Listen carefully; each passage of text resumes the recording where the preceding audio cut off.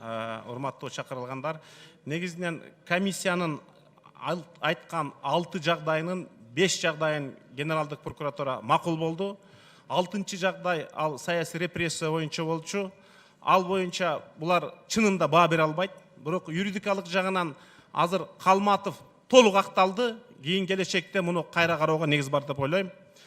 Урматтуу кесиптештер, комиссиянын төрагасы болгондон кийин мага интернеттен көп кесиптештер айтып атат, сиздин Жеке Атамбаев менен бир талаш тартышыңыз барбы деп. Таптакыр жок. Бирок экс-президенттин 3 проблемасы бар.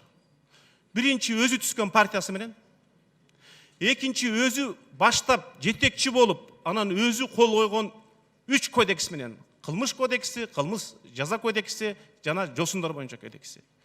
Өзү кол койгон кодекстер өзүнүн кыймыл аракетине туура келеби? Үчүнчү проблема болушу мүмкүн. Акыркы 7 жылда сотторду дайындоону, сотторду иштен бошотууну, сотторду тандоону, ал тургай сотторго сөгүш берүүнү өзү чечкен. Жана соттор реформасы бүтүп атканда дүйнөдө жок сот реформасын жасадык деп 30 кишиге орден, медаль,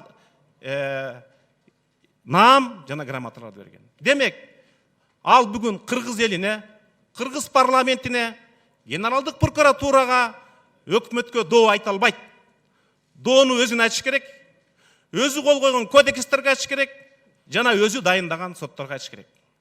Сиздер айтып атасыздар, кылмыш кодексинин 3 статьясы бузулду деп. Биз кылмыш кодекси менен жасаганыбызга 90 жыл болду. Эң негизгиси эл ант менен жашаган. Мен Кыргыз Республикасынын президентинин антын окуп берейин. Мен Кыргыз Республикасынын президентинин кызматына киришип жатып, Кудайдын жана элимдин алдында мамлекет башчысынын ыйгар муктарын адилеттүү жана ишке ашырууга, адилеттүү ишке аштыбы? Адамдын жана жарандын укуктарын коргоого коргогон жокко, оппозицияны кордодуго? Кыргыз Республикасынын конституциясын так аткарууга, конституцияны бузуп, 16-жылы конституция кабыл алдыго? Элибиздин биримдигин жана мамлекеттигин бүтүндүгүн сактоого таластык туугандар жөнүндө эмне дедиле? Нарындык туугандар жөнүндө эмне дедиле? Элдин бүтүндүгү менен биримдигин камсыз кыла алдыбы? Конституцияда 7 нерсеге ант берсе, 6 бузулган. А кыргыз элинде антты бузгандар эмне дейт? Кодекстин каргышы 10 жылдык болсо, анттын каргышы 100 жылдык. Биринчи ант бузулду. Экинчи нарк бузулду.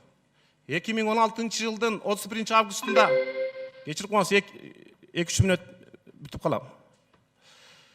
31 августта 30 өлкөнүн элчиси турган жерде салт 1 мүнөт кошуп бергиле, ошо менен жыйынтыктабыз.